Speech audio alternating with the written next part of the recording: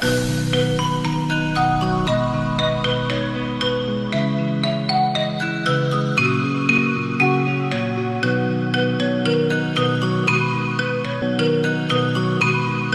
boys once again to the Gyan Niketan channel, and today I am going to teach you about the next topic for standard 10th, that is idea of Satyagraha.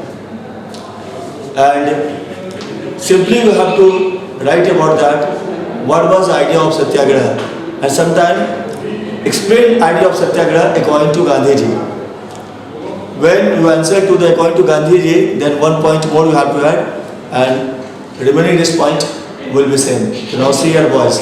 First, what was the idea of Satyagraha? Now it's a basic question.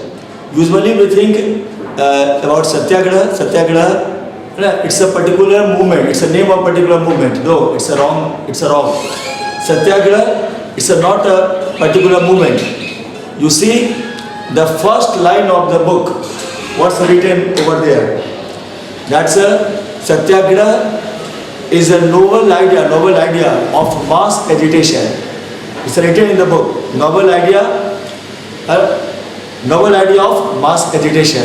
Again boys, once again I am telling you, to make it perfect you add 2 words, what I provide you, then it will be perfect.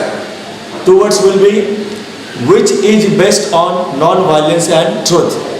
Understood why? You have to add 2 words more, which was or is in what form you write, based on non-violence and truth. So now boys, follow me. First point you have to start. It's a novel nayab tarika, anotha tarika, unique tarika, novel method of mass agitation based on truth and non-violence. Now for second point, it suggests when we fight against injustice, we fight for the right cause, then there is no need of physical force.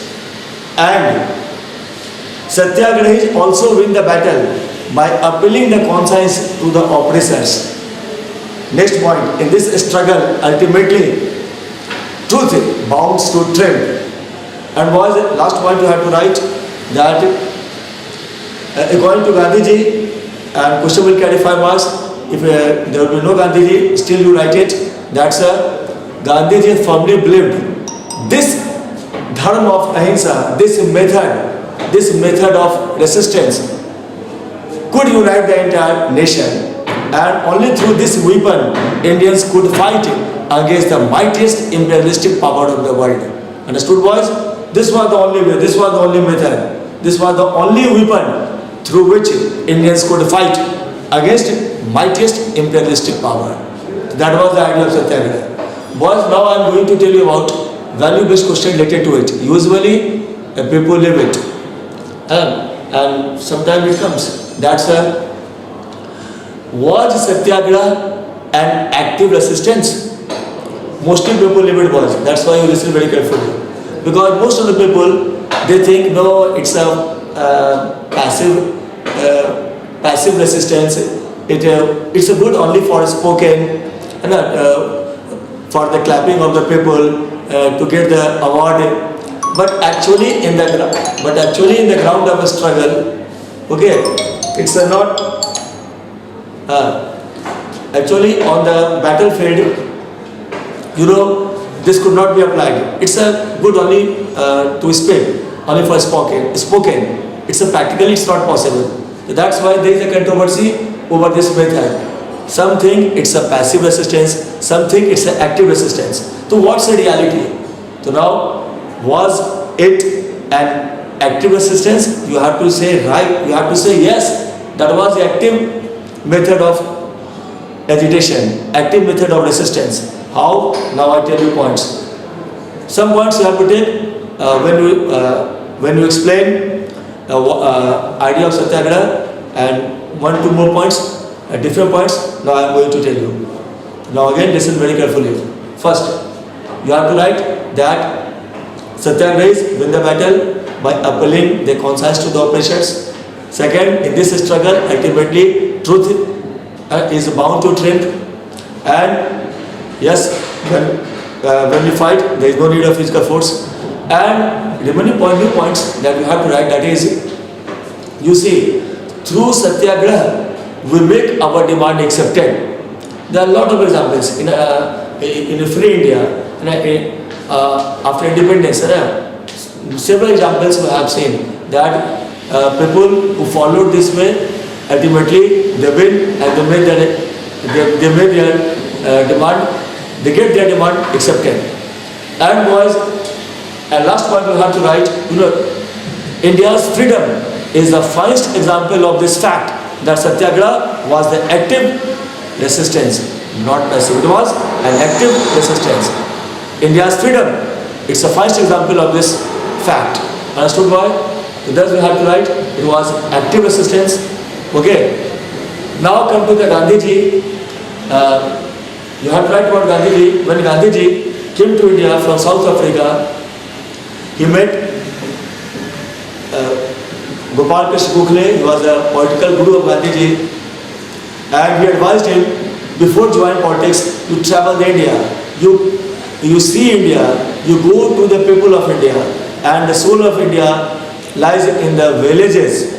Then Gandhiji traveled all over the country, and then he launched 3 movements in 1916, 17 and 18. Where he had launched and for what. And the places are also important for the map, because locations in examination questions come regarding locating the locations of these places located where in India. On given outline map, you have to locate it. These 3 places where Gandhiji launched, first of all, his movements when he came back to India. The first in 1916, he launched his movement at Champai in our Bihar against exploitative indigo plantation system. Boys, listen carefully. Against exploitative indigo plantation system. नील की खेती जो होती थी बहुत ही अत्याचारी था, दमनकारी था. It was against the Indian peasants. And Gandhiji was successful. Then boys, in 1970, he launched movement at Kheda, again in support of peasants to reduce land revenue. And then 1918, he went to Ahmedabad. He launched movement in favor of the mill workers. Although the owner was friend of Gandhiji, in spite of that, Gandhiji supported mill workers.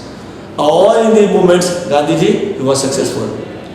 That's why, boys, you have to write 3 movements launched by Gandhiji when he came back to India from South Africa.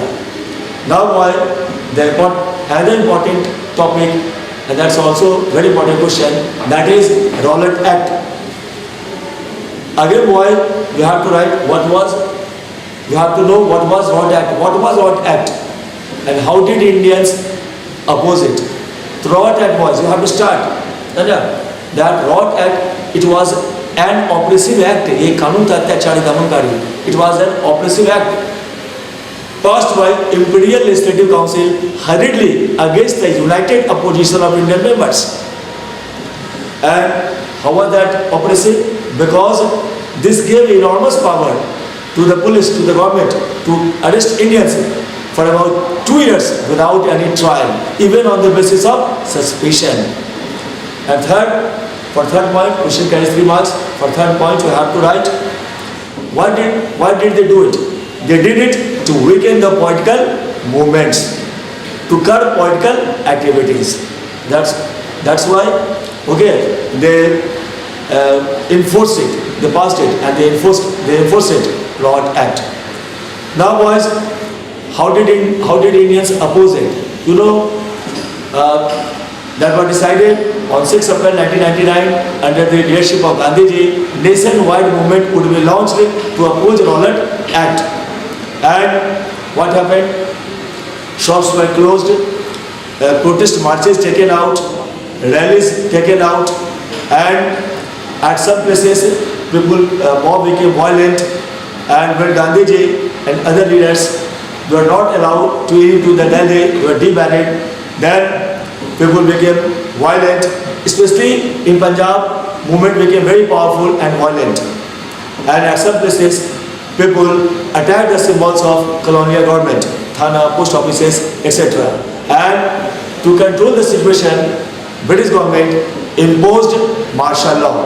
In spite of that, the people kept resisting Rowlatt Act. Okay, boys. In next class, I will discuss about the Jallianwala Bagh massacre and many other things. Okay, thank you.